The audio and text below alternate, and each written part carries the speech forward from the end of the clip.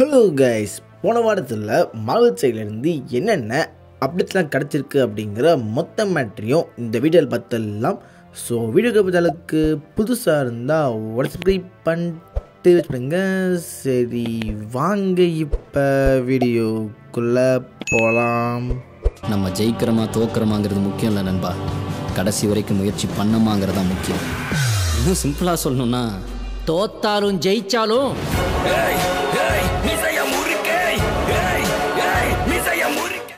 First நம்ம பார்க்க போகிறது ஸ்பைடர்மேன் 4 தான். அதாவது பார்த்திங்கன்னா இந்த படத்தோட ஸ்கிரிப்ட் ஒர்க்லாம் அவங்க எப்படி ஆரம்பிச்சிட்டாங்க.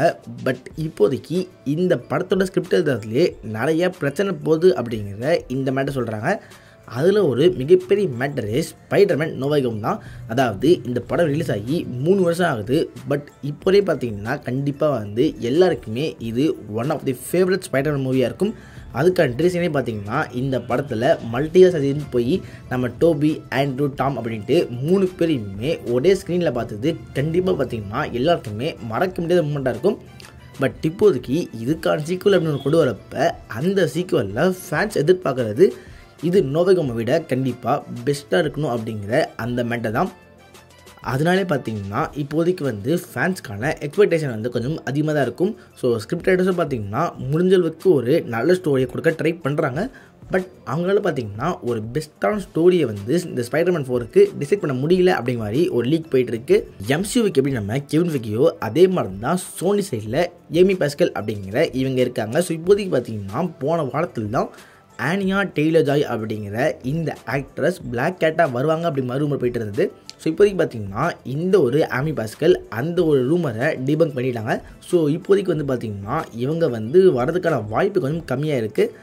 அதுக்கடுத்து பார்த்திங்கன்னா நம்ம சோனியோட சிஇஓ இருக்காங்களே, அதாவது சோனி பிக்சரோட சிஇஓ இருக்காதுல, அவர் பார்த்திங்கன்னா இப்போதைக்கு கிரேவன் ரிலீஸ்க்கு அப்புறமா ஒரு மேட்டர் பேசியிருக்காரு. அதாவது அவர் இப்போதைக்கு பார்த்திங்கன்னா 2017 தான் சிஇஓ மாறியிருக்காரு. அவர் சிஇஓ மாறினது இத்தனை வருஷத்தில் பார்த்திங்கன்னா இதுதான் அவங்களோட ஒஸ்ட்டு ஓப்பனிங் அப்படிங்கிற இந்த மேட்டரை பார்த்திங்கன்னா இவரே அக்செப்ட் பண்ணியிருக்காரு. அதுக்கு சொன்ன மேட்டர்னு பார்த்திங்கன்னா இப்போதைக்கு அவர் நிறைய ரீதிங்க் பண்ணி அவரோட ஸ்ட்ராட்டஜிலாம் மாற்றி கண்டிப்பாக ஸ்பைடர் வர்ஸுக்கு ஒரு மிகப்பெரிய கம்பேக் கூட வருவோம் அப்படிங்கிற இந்த மேட்டர் சொல்லியிருக்காரு. ஸோ ஓகே, மனுஷன் ஒரு படம் ஃப்ளாப் ஆச்சுன்னா அது ஒத்துக்கிட்டார் அப்படின்ட்டு நினைக்கிற அதே சமயத்தில் பார்த்திங்கன்னா திடீர்னு இன்னொரு மேட்டர் சொல்லியிருந்தாரு. அதுதான் பார்த்திங்கன்னா man web.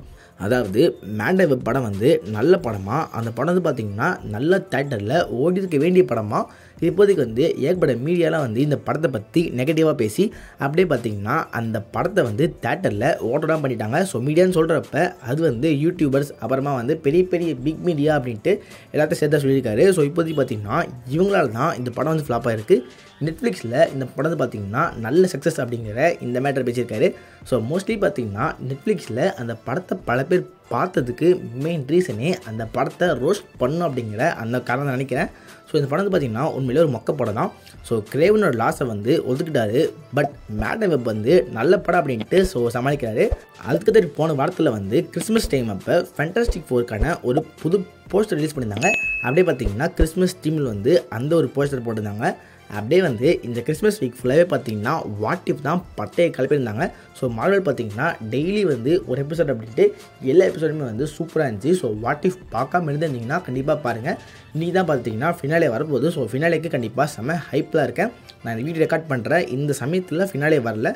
So video upload ஆகிற சமயத்தில் மேபி வந்திருக்கலாம். ஸோ ஃபினாலே பார்த்துருந்தீங்கன்னா அப்படியே உங்களுக்கு இந்த வாட் இஃப் சீசன் 3 பற்றி தோன்ற மேட்ரு அப்படியே கமெண்ட்டில் போடுங்க.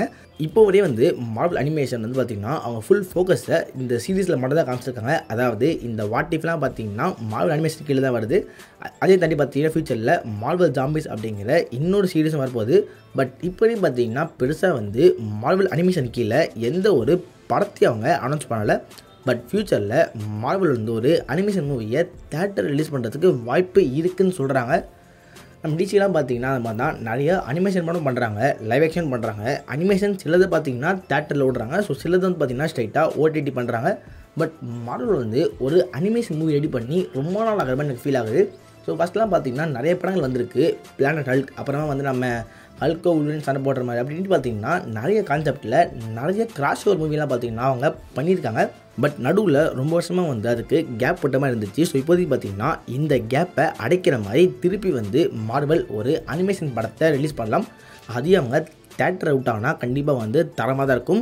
அதுக்கு இப்போதைக்கு நம்ம கேப்டன் அமெரிக்கா 4ல் ரெட் ஹல்க் பார்க்குறோம். அந்த லுக் பார்த்திங்கன்னா சூப்பராக இருந்துச்சு. பட் இப்போதைக்கு அந்த லுக்கோட 7 டிசைன் எப்படி இருக்குது அப்படிங்கிற இந்த மேட்டர் ரிவீல் பண்ணியிருந்தாங்க. அந்த 7 டிசைனில் ரெட் ஹல்க்கு அப்படியே பார்த்திங்கன்னா மீசியோடு இருக்க மாதிரி இருந்துச்சு. ஸோ அது வந்து பார்த்திங்கன்னா எனக்கு அந்தளவுக்கு பிடிக்கல. ஆனால் இப்போதைக்கு இருக்க இந்த லுக் பார்த்திங்கன்னா பக்காவாக இருக்குது. உங்களுக்கு ரெட் ஹல்க் வந்து மீசியோடு பிடிச்சிருக்கா, அப்படி இல்லை மீசி இல்லாமல் பிடிச்சிருக்கா அப்படிங்கிற இந்த மேட்டரை கீழே கமெண்ட்டில் போடுங்க. கண்டிப்பாக எல்லாருமே டெட்பூல் 3ல் கேம்பிட் அப்படிங்கிற இந்த கேரக்டர் பார்த்துருப்பீங்க. ஸோ இந்த கேரக்டருக்கு பார்த்தீங்கன்னா ஒரு சோலோ மூவி வரப்போகுது அப்படிங்கிற மாதிரி சொல்லிட்டு இருந்தாங்க. பட் இப்போதைக்கு பார்த்தீங்கன்னா அந்த சோலோ மூவி பற்றி பேச அப்டேட் கிடைக்கல. ஆனால் இந்த கேரக்டர் அடுத்து வரப்போகிற அவெஞ்சர்ஸ் படங்களில் இருப்பார் அப்படிங்கிற இந்த மாதிரி சொல்லியிருந்தாங்க. ஆல்ரெடி பார்த்துருப்போம். வாய்டில் பார்த்தீங்கன்னா ஏகப்பட்ட பேர் செத்து போயிருப்பாங்க. அந்த இடத்துல கேம்பிட் மட்டும் தப்பிச்சிருப்பார். அதையும் தாண்டி ஒரு போர்ட்டல் ஓப்பனாமல் காமிச்சிருப்பாங்க. மேபி நம்ம கேம்பிட்டை அடுத்து வரப்போகிற அவெஞ்சர்ஸ் 5 and 6ல் பார்க்குறதுக்கு வாய்ப்பு நிறையா இருக்குது. இந்த வீடியோவில் தான் இந்த வீடியோ பற்றி கிளிக் பண்ணுங்கள், உங்கள் ஃப்ரெண்ட்ஸாகவும் ஷேர் பண்ணுங்கள், நம்ம சேனலை மறக்காமல் சப்ஸ்கிரைப் பண்ணுங்கள். Okay, good bye.